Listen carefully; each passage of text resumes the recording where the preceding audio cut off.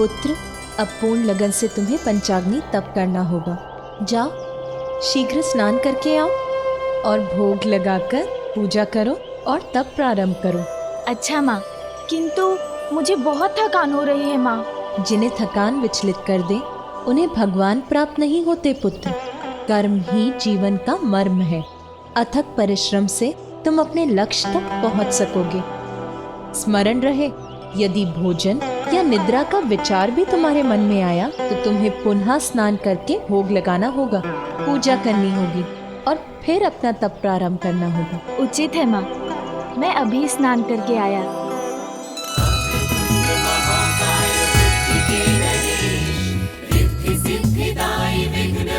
श्री गणेश, सुमुख नाम प्रथम पूज्य देव तुम विशेष, रिद्धि सिद्धिदायी विघ्न हरता श्री गणेश। माँ के वचनों के पालन के लिए बालक विनायक प्रयास किए, निद्रा से लड़ आए करके स्नान, तप स्थल पे प्रयास रख के लगे ध्यान।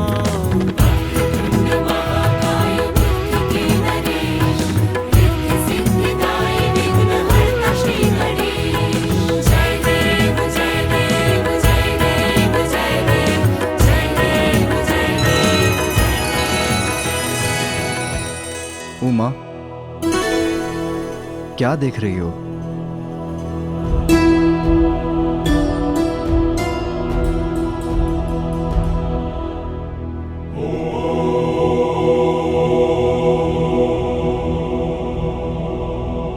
उमा,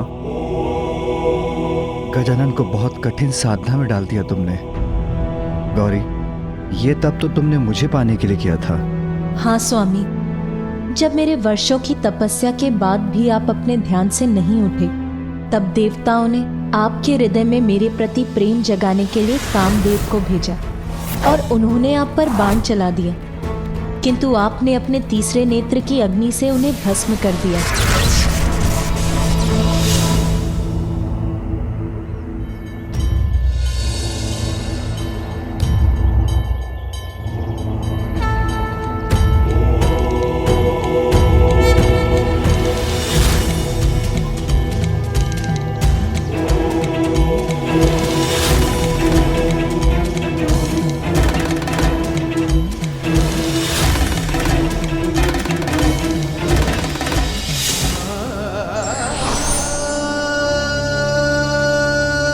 किंतु तब देवश्री नारद ने मुझे समझाया कि देवी सती को खोने से विचलित होकर संसार से पूर्ण रूप से विरक्त हो गए हैं आप, इसीलिए कठोर तप से ही आपकी विरक्ति के भाव को मिटाया जा सकता है। मुझे बताया कि पंचाग्नि तप ही है एकमात्र उपाय, और मैंने भी ठान लिया कि मैं सभी कठिनाइयों का सामना करूंगी, किंतु इस कठोर तप को अवश्य पूर्ण करूंगी।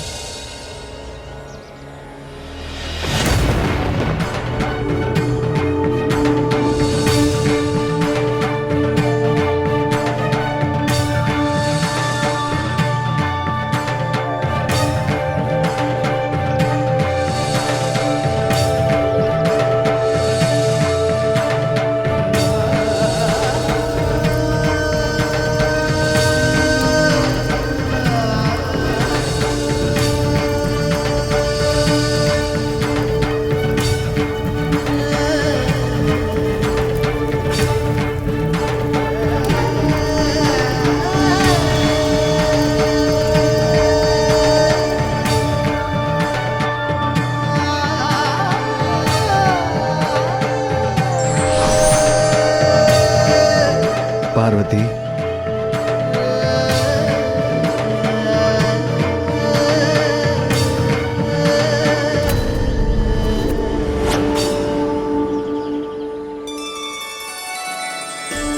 पार्वती, मैं तुम्हारे तप से प्रसन्न हुआ। कहो, क्या इच्छा है तुम्हारी?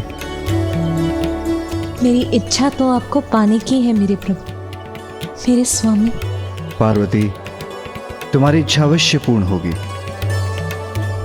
तुम अपने माता पिता के पास उनके निवास स्थान लौट जाओ। उचित समय आने पर मैं तुम्हारा वरण करने स्वयं आऊंगा। आदि शक्ति जगत जननी हूं मैं, और ये मुझे उस तप को पूर्ण करने के बाद ही ज्ञात हुआ, और मैंने आपका सानिध्य भी पाया। किंतु गजानन तो अभी बालक है स्वामी, कहीं मैं उसके साथ आवश्यकता से अधिक कठोर तो नहीं हो रही हूं? आपका पुत्र तो स्वयं परम ब्रह्म है, महागणपति है उमा। वो भी अवश्य इस तप के माध्यम से अपनी कुंडलिनी को जागृत कर अपना वास्तविक परिचय प्राप्त करेगा। हाँ स्वामी, अवश्य सफल होगा वो। मुझे यहाँ से दीपक की लौ दिखाई दे रही है स्वामी। और मुझे गजानन, वो अपने ही तप में लीन है।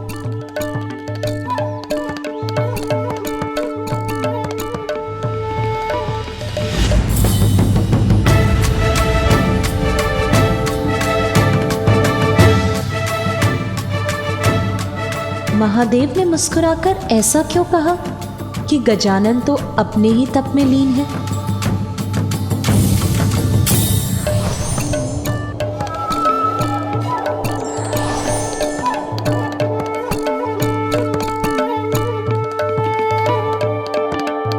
तो ये था आपका संकेत स्वामी? तप नहीं, वो तो निश्चिंता से फलार कर रहा है। कौन है ये शुक्राचार्य? असुरों के गुरु, ऋषि भृगु के पुत्र शुक्राचार्य, जिनकी प्रतिभा देखकर ऋषि अंगिरस ने उन्हें अपने शिष्य के रूप में स्वीकार किया और अपने पुत्र बृहस्पति के साथ उन्हें शिक्षा प्रदान की। किंतु जब देवता देवगुरु का चयन कर रहे थे तो अंगिरस ऋषि ने पक्षपात कर अपने पुत्र बृहस्पति को अधिक ज्ञानी सिद्ध कर दिया और उन्हें देवगुरु के पद पे स्थापित करवा दिया।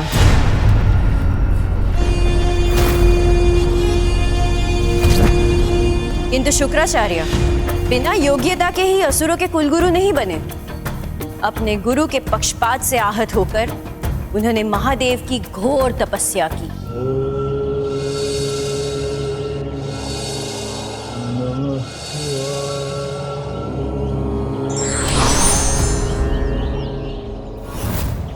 मैं तुम्हें मृत संजीवनी प्राप्त करने का वरदान देता हूँ। जब महादेव के वरदान स्वरूप उन्होंने मृत संजीवनी विद्या प्राप्त कर अपने आप को और भी योग्य बना दिया, तब से अब तक असुरों के कुल गुरु के पद पर स्थित है गुरु शुक्राचार्य। अनेकों बार देवताओं के साथ युद्ध में मृत असुरों को पुनर्जीवित किया है उन्होंने। विजय प्राप्ति हेतु असुरों का मार्गदर्शन किया है उन्होंने। इसलिए आप भी गुरु शुक्राचार्य की शरण में जाइए असुर सम्राट, और उनके सुझाव पर ही अपने आगे की योजना बनाइए।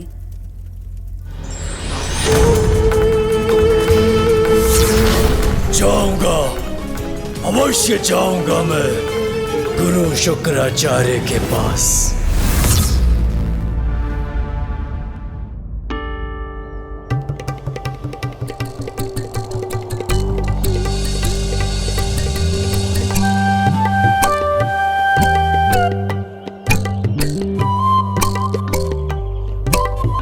ये परछाई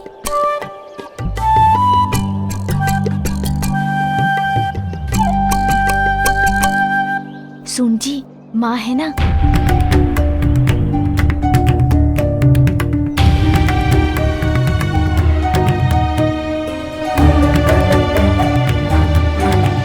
क्या हुआ गजानन, तुम अपने तप से क्यों उठ गए? और ये फल, ये पूजा की सामग्री? मैं तो साधना ही कर रहा था माँ, फिर मुझे भूख लगने लगी तो मुझसे रहा नहीं गया। किंतु आप चिंता मत कीजिए माँ, भोजन करने के बाद मैं पुनः स्नान कर अपनी साधना प्रारंभ करूँगा। आप निश्चिंत रहिए माँ, मैं पूर्ण कर लूँगा अपनी साधना। पुत्र, बात के लिए छोड़ा हुआ कार्य कभी पूर्ण नहीं होता। लक्ष्य प्राप्ति के लिए तो अनेक चुनौतियों से संघर्ष कर उन पर विजय पानी होती है पुत्र। उसके बिना कभी सफलता प्राप्त नहीं होगी। और चुनौतियां तो कठिनाइयों का रूप लेकर ही प्रस्तुत होती हैं। कठोर साधना से साध कर ही उन्हें सरल बनाया जा सकता है पुत्र। क्या तुम शक्ति संपन्न नहीं होना चाहते पुत्र? अपनी शक्ति को पहचानो गजानन, उसको साध कर अपने वश में करो। पूर्ण निष्ठा से वो साधना करो गजानन जिसके लिए माता ने तुम्हें प्रेरित किया है। होना चाहता हूँ माँ। भैया ने भी मुझसे कहा था मुझे अपनी शक्ति को पहचानना होगा। उसके लिए तो तुम्हें ये कठिन तप करना ही होगा पुत्र, क्योंकि सफलता कभी सुगम नहीं होती।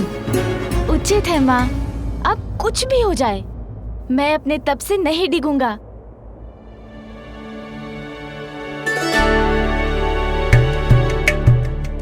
माँ, यदि आपकी अनुमति हो तब प्रारंभ करने के पूर्व ये लड्डू और खा लूं।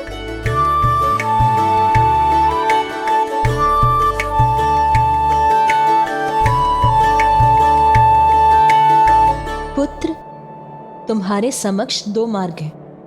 एक जिसका परिणाम जीवन भर बिना स्वयं को जाने कैलाश में बैठकर लड्डू खाना, और दूसरा इस कठोर साधना को पूर्ण कर अपने भीतर छिपी अपार शक्ति का परिचय पाना।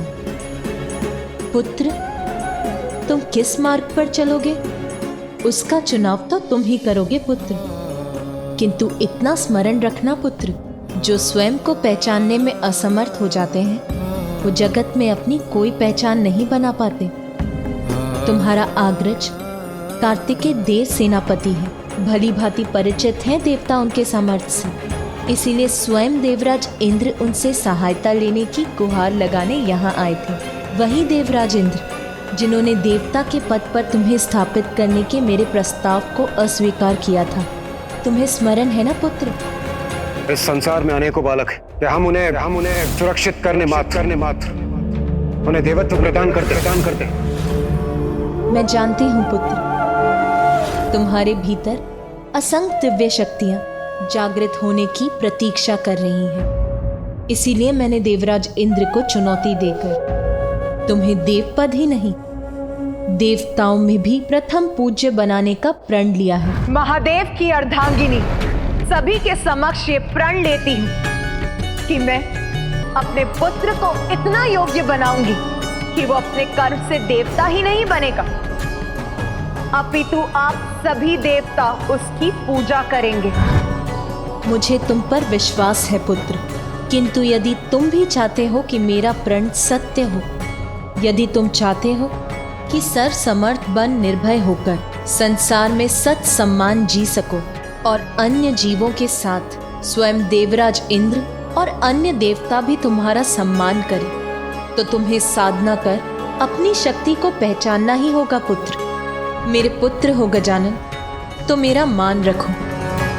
तुम्हें सर्वशक्तिमान बनाने के मेरे प्रण को पूरा करो, ये मेरी इच्छा है। किंतु अब सफलता का या सरलता का कौन सा मार्ग चुनोगे तुम? ये निर्णय तो तुम ही को लेना है गजानन।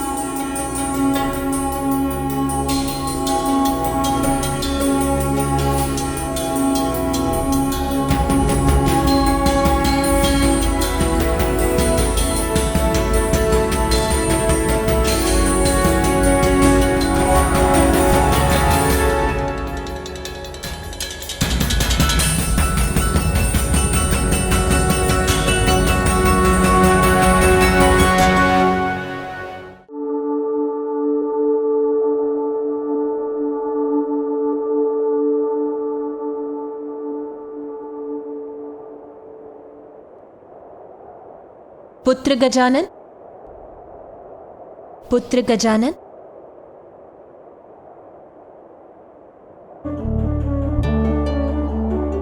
पुत्र गजानन,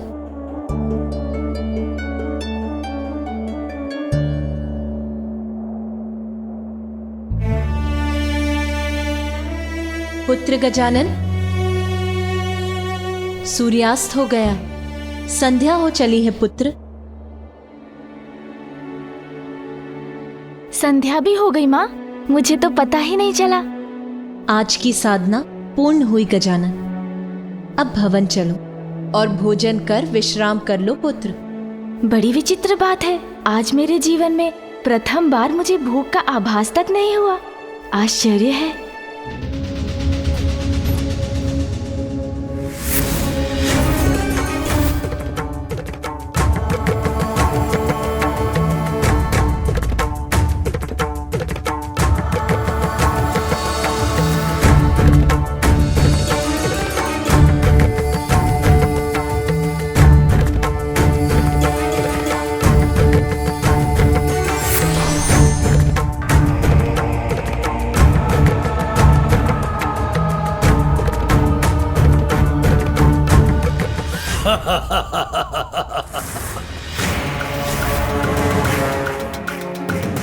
ये मूर्ख सिंदूरा हंस क्यों रहा है?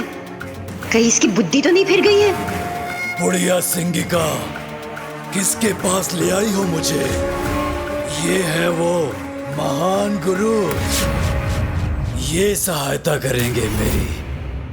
ये बुढ़ा जिसके पास मात्र एक ही नेत्र की दृष्टि है, वो भला असुर सम्राट सिंदूरा की सहायता कैसे करेगा?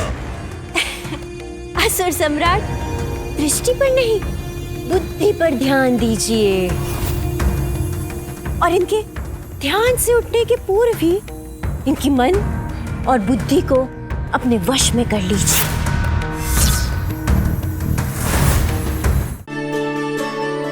आहा, स्वादिष्ट मोदक।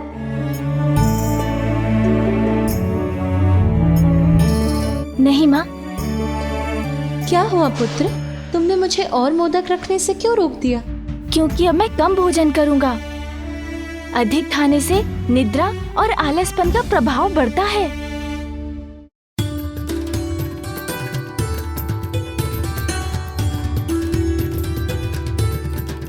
लो पुत्र। बस बस माँ, इतना अधिक नहीं।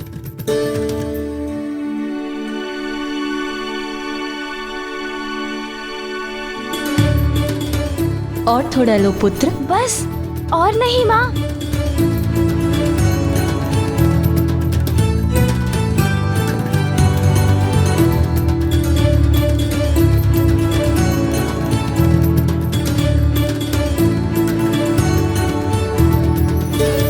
पुत्र गजानन, भोजन हो गया तुम्हारा? हाँ नानी माँ, हो गया। तो चलो, सोने से पूर्व मैं तुम्हें एक अच्छी सी कथा सुना देती हूँ, जिससे तुम्हारी थकान भी मिट जाएगी और तुम्हें निद्रा पड़ जाएगी। नहीं नानी माँ, कथा सुनने का समय नहीं है मेरे पास। मुझे तो अभी सोना है, क्योंकि अभी नहीं सोऊंगा तो भोर होते ही कैसे जागूंगा।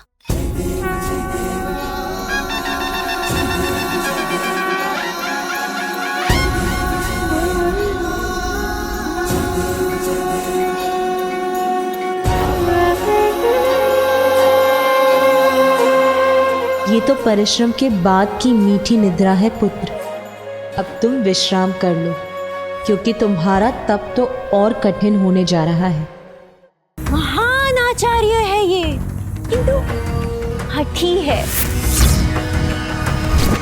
अपनी बुद्धि के अनुसार ही सब कुछ करते हैं ये, और केवल उसी पर कृपा करते हैं जो इनकी बात सुनता है और मानता है। और मैं तो अपने पिता ब्रह्मदेव की भी बात नहीं मानता हूँ। ये मेरी बात माने और मुझे उचित सुझाव दे, इसलिए मैं इनकी बुद्धि को अपने वश में कर लेता हूँ।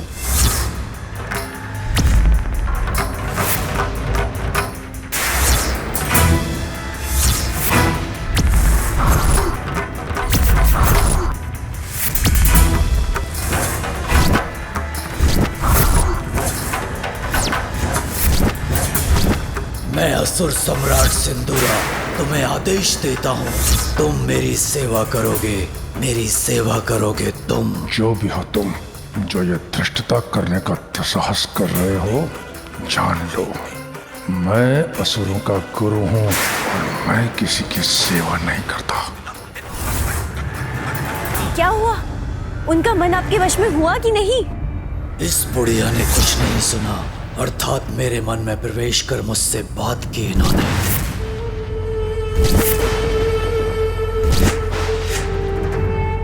उचित सोच रहे हो तुम। बहुत अहंकार है ना अपनी शक्तियों का तुम्हें।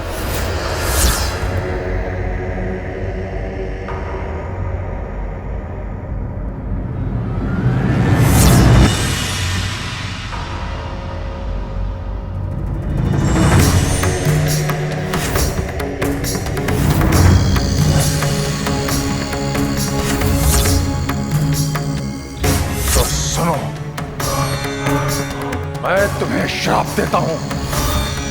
जिस शक्ति का तुम्हें इतना अहंकार है, वो तब तुम्हारे लिए व्यर्थ हो जाएंगी जब तुम्हें उनकी सबसे अत्यधिक आवश्यकता होगी।